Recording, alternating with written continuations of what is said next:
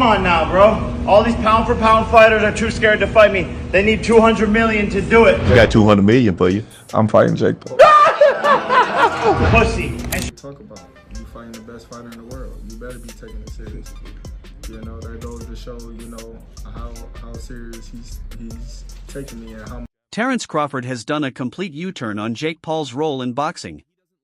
And with Jake potentially stepping in as a replacement for Gervonta Davis, Crawford has now made it clear he'd take that fight if everything lines up. This comes as a surprise since Crawford once dismissed Jake Paul as unworthy of sharing the ring with real professionals. Back then, he criticized Jake for turning boxing into show business rather than sport, a YouTuber walking in, cashing millions, and calling out fighters who dedicated their lives to the grind. Crawford even labeled Jake a circus act, saying he was disrespecting a sport that demanded patience, skill, and years of hard lessons. Jake can punch with that right hand. Like, I seen him, you know what I mean, up close in person. Like, dude is big. He's not as slow as people think he is, and he can punch. You know, that's why a lot of people know, like, there's those times where, you know, him and Tyson was in the ring. But now, Crawford's tone has shifted. The criticism has softened, and respect is beginning to creep in. Speaking on Logan Paul's podcast, Crawford openly admitted that his first impression was wrong. Yes, he's boxing.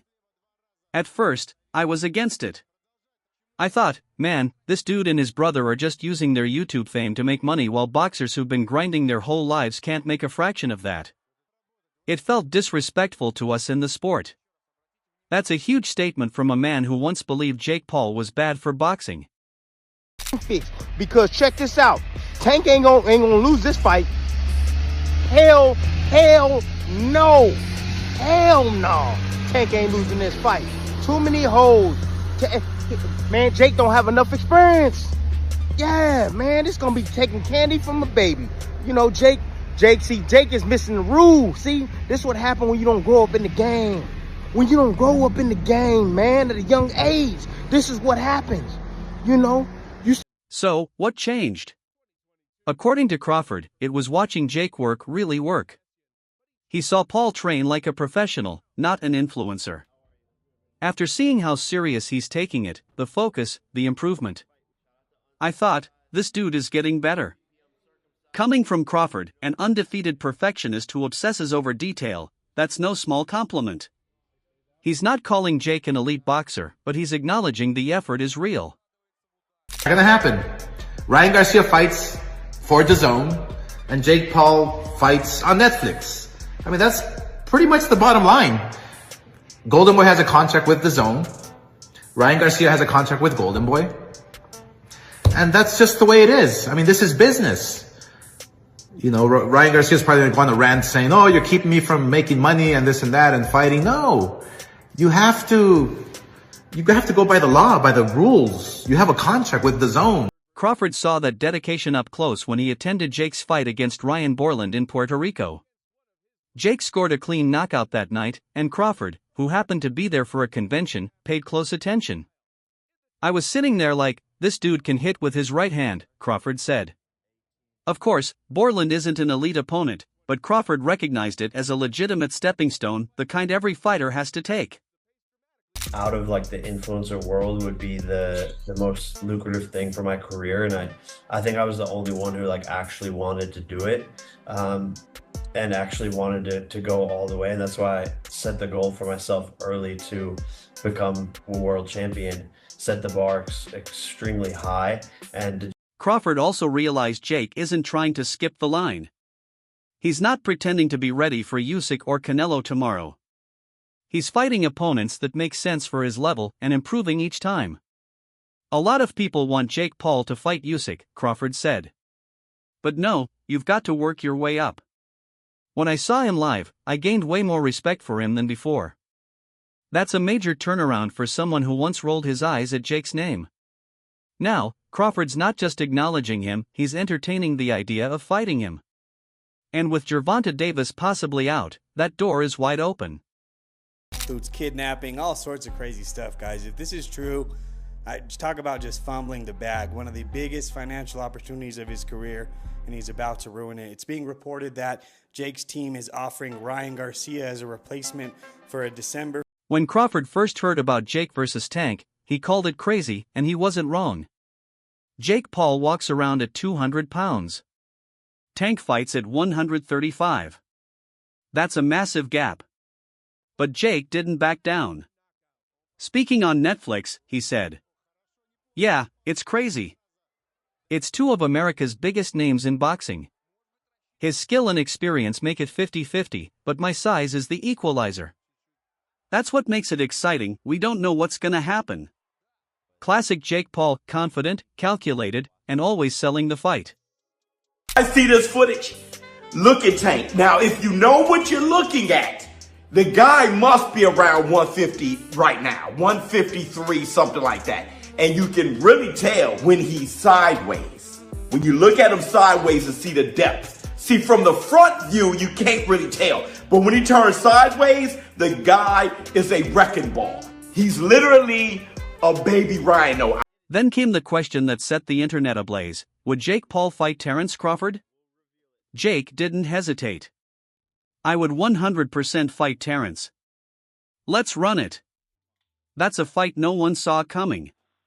Crawford, 42-0, one of the best pound-for-pound fighters alive, versus Jake Paul, younger, bigger, and fearless. From a business standpoint, it makes perfect sense. Oh, not gonna lie, you really got knocked out. Yeah, I really got knocked out. Watch the fight, you idiot. Went 12 rounds. Like, you're weird, bro. Bro didn't even knock me out or even throw punches. That's sad, bro. Just know, bro, I'm coming back. It's gonna be vicious. Like, you guys don't want to see that. You guys are weird trying to troll me over a fight I didn't even care about. God, From a legacy standpoint, it's wild, and that's exactly why both men are interested. Jake even revealed that a fight with Canelo Alvarez was nearly locked in before Canelo signed with Saudi boxing boss Turki Al-Sheikh. "I think the Canelo fight's still massive," Jake said. "We're two of the biggest draws in boxing. It'd be an amazing challenge.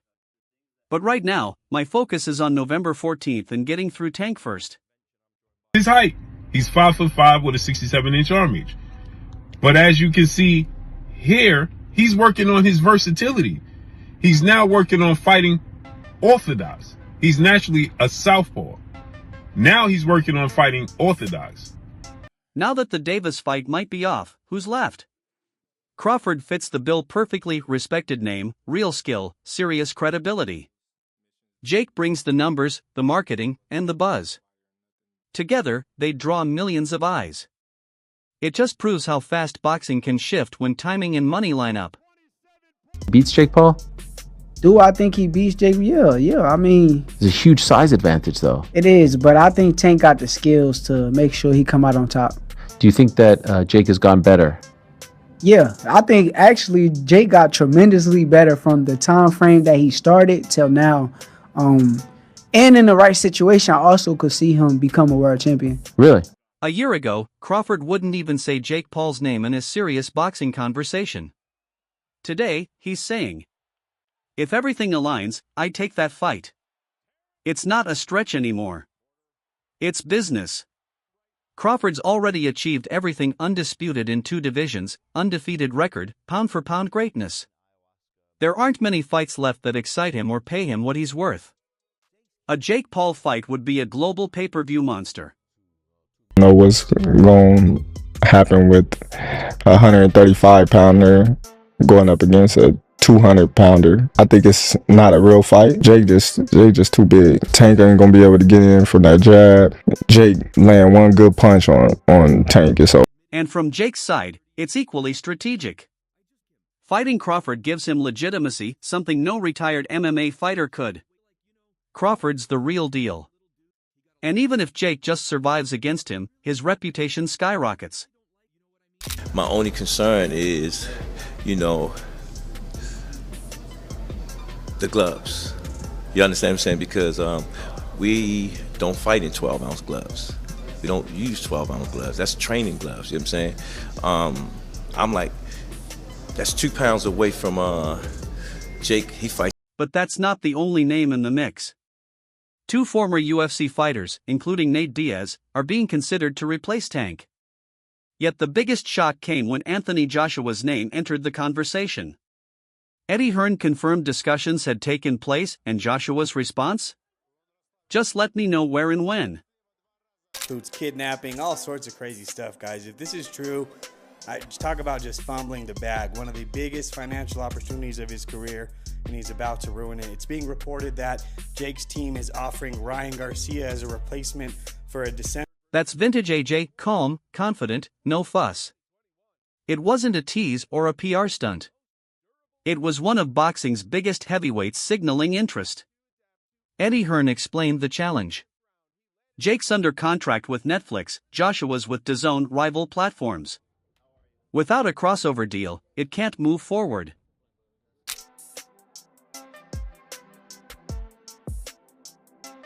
Still, Hearn revealed he's already spoken with Jake's manager, Nakisa Bidarian. This isn't fantasy talk anymore. Conversations are happening. And Joshua's response hasn't changed. Just let me know where and when.